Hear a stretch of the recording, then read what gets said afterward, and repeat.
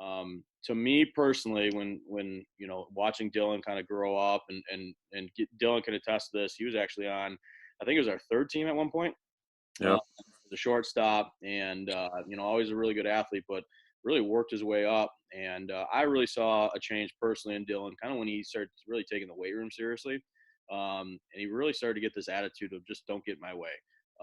He really started taking his future and the game really seriously, and I really saw a change in him when that's kind of started to occur. So Dylan, currently you're a freshman in college. Obviously, the whole coronavirus thing really cut your year short. How did you kind of handle it personally, and how did your kind of team handle everything with kind of how abruptly everything ended for you? Well, personally, it was like crushing because for everyone, we put in so much time, and like someone who isn't an athlete wouldn't really understand that, but it was like crushing to hear that we aren't playing the rest of the season. And I think the whole team felt that same way. Like we were ready to go to Wright State in literally 2 days, and then they tell us, hey, you're not playing baseball the rest of the season. So it's like, all right, what do we do now? So, I mean, the whole team is just crushed, but we know that there's going to be baseball next year. So we just hope that there's something in the summer that we can do so that they keep the summer leagues going. But Sure. I So, mean, so speaking on that, in terms of summer league and things like that, obviously we'll have baseball at some point. yep. How are you kind of keeping yourself ready to go? So when summer ball does come up, and even next year going into college, kind of how are you keeping yourself in fit, the arm in shape, all those different type of things?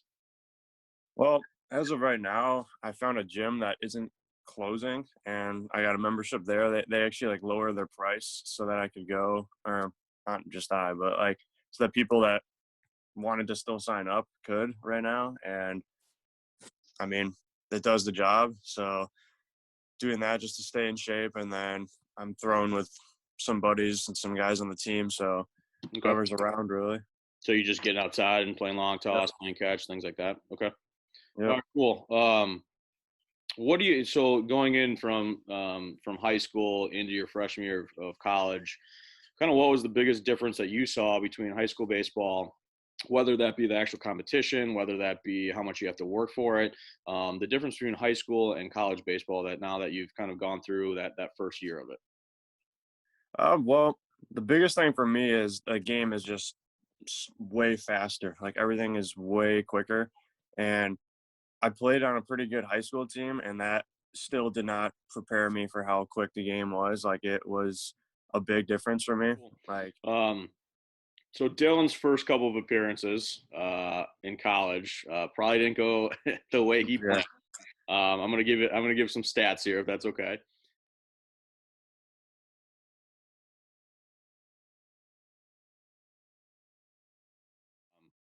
Tell me about how that felt. Those first two appearances, kind of what you were thinking emotionally. What were the coaches telling you? How did you kind of get out of that kind of that situation and that you kind of put yourself in? And what was your mindset? And what was the biggest kind of difference that you saw from that first outing to really those next two good outings? Well, I mean, yeah, like you said, they did not go anywhere close to as planned, Mhm. but I just had some like small mechanical things that we saw that I was pulling off a little bit too early, and I was having a tendency to hit a lot of lefty batters with off speed. And when I'd pull off, I would just yank the breaking balls into like their back leg.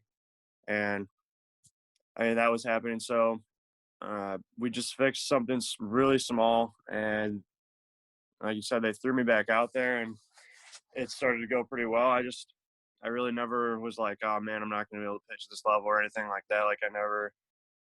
I mean, everyone has bad outings, and it's my freshman year. So like I Sure. knew that eventually there was going to be a time that I was going to have a bad outing. So might as well just get it out of the way. And I give a lot of credit to our coaches. They never let me feel like I was, the worst pitcher out there or anything. They always were like, hey, you're going to be fine. Don't worry about it. Like, so that was really big. Just having my coaches or just knowing that my coaches had my back. So that was awesome. Kept my confidence there, and the confidence was the biggest thing. Once I had that back, there was no one on the planet that I couldn't pitch against and be confident about. So.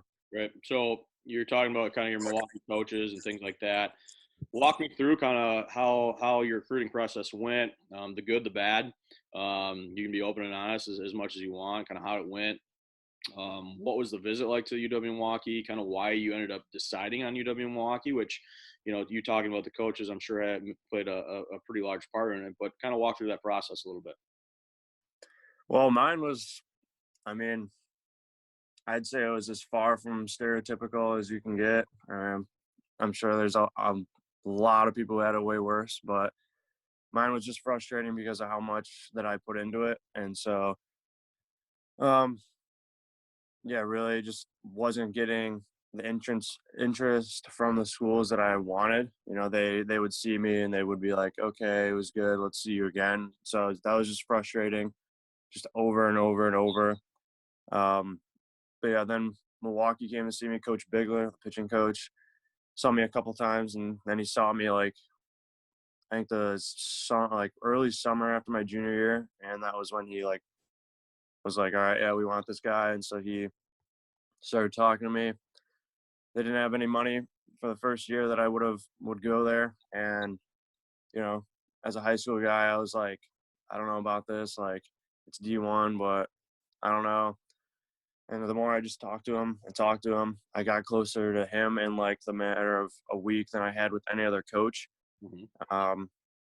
So that was awesome. I just related to him a lot. And when we went on the visit, it was just, I met all the coaches and every single one of them, I knew that if I needed someone to talk to at any point, I could go to them. I could trust them. They were awesome. And for me, it wasn't really the assistant coaches. I was I could love or hate them. It was the pitching coach and the head coach that I really wanted to make sure I had a really good connection with. And I loved both of them. So I was like, this is where I want to be. And I love So the campus. it So really came down to just the relationships that you had with those coaches. yeah. Yeah. Cause I didn't want to go somewhere and then be like, I can't really relate to these guys or they don't trust me. I don't trust them. So that was my biggest thing was I was willing to, take a cut first year without any aid of any sort. And just trust that next year I'd have some and they'd still hold up to that. Yeah, so in Dylan's case, just to kind of rewind a little bit, so Dylan's offer was year one. There was no money, which a lot of times you'll see kind of that. You have to remember that Division One schools have 11.7 scholarships to literally spread out over their entire roster if they want. So money is a huge issue in terms of college baseball side of things. They don't have a ton of it to give out. It's not like an Alabama football program where every kid gets 100% basically. Dylan went there knowing in year one he wasn't going to have any money in terms of athletic. I believe he still got some money off from his schooling, I want to say. Yep. And then year 2, 3, and 4, and then I think there's also an option that if you wanted to stay for year 5, that then you would be on scholarship athletically. So Yep. that's kind of how Dylan's side of things worked. What we always tell players, and I think that this goes to Dylan's point, is I don't care about the name of the school. I don't care how big the school is, whether it's a D1, D2, D3 school, whatever the case is. I think the most important thing for everybody is having that understanding that this feels like home to me. This is a place that I know I can spend the next 4 years, that I have a really good relationship with the coaches, that I trust the coaches, that I have an opportunity to possibly go help the team win that first year instead of sitting on the bench for year 1, year 2, whatever the case is. So I think that's really important. I'm glad Dylan hit on that because everyone's so caught up in trying to get to the highest possible level straight out of college. Well, any level that you play in terms of baseball at the college level is going to be good. There's going to be really good players at every level, and it comes really down to that fit. And I think Dylan found a good spot and should have a bright future there at Milwaukee as long as he keeps working hard. So Dylan, if there's kind of one thing that you could tell, these players that are listening to this, and I'm going to send this out to the whole program. So you're literally talking about 7-year-olds all the way up to 18-year-olds. Kind of what's the 1 or 2 things that you may tell a player and give advice to and saying, hey, listen, you're a youth player right now. Here's some things that I would suggest now looking back on things that you really got to work hard at, or things that really helped me along the way. Just some advice to give some of these players. I'd say the biggest thing is, you got to get in the weight room as soon as you can. Like, I'm not saying you got to do crazy weight right away or anything like that, but you have to work hard in there, and that'll. I mean, unless you're the freak who just has that like natural arm, then you're gonna have to be in there. You have to, and I mean, it helps you play longer. It helps you stay stronger during the season. Like, I got to college, and those guys are big. They're very big guys. So Amen. Yeah, I mean, you're facing guys that are 21, 22 years old. yeah. So I mean, the biggest thing was I started like seriously taking the weight room serious when I was probably late freshman, early sophomore year, and I wish I would have started earlier, like even 8th grade or 7th grade, just learning the basics. And I mean, we did at Rhino, and I think I could have 100% taken it further, like in my own time. And I think that would have made a big, big difference. But for anyone that needs to hear it, like, I don't think there's a certain age that you should be getting in the weight room. There's movements you can do when you're 7 or 8, and then there's movements that you should start a little later, but it's never a bad time to start. So I think that whole weight room thing, I totally agree with you. And most of the guys that you ask about this, that's kind of their main thing. Like I wish I would have taken that more seriously when I was younger.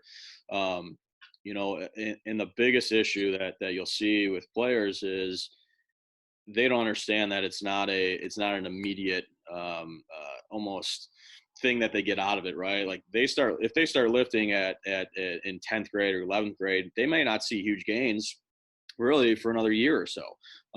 So that's where I think it's really important to have our youth players, our 13s and 14s, understand that they can't wait till their junior year to really get started on that, because it's going to take them a while to really start those gains, because weightlifting and getting bigger and stronger is not something that you see immediate uh, any positive from right off the bat. It takes a while to kind of build that up. So I'm glad you said that. And most players, when I ask that question, they give the same response too. So hey, Dylan, this is all I got for you, man. I really appreciate you going on and doing this. Again, it's our first time ever doing it. So I thought there's a lot of really good info that you got, that you could relay to players. And I'm really excited to see you kind of the next 2-3 years, because I think you got a very, very bright future ahead of you. And we knew that, when you're in high school and with us. And I think the college baseball world just starting to see a little glimpse of that. So keep working hard, man, and looking forward to seeing you over the next few years.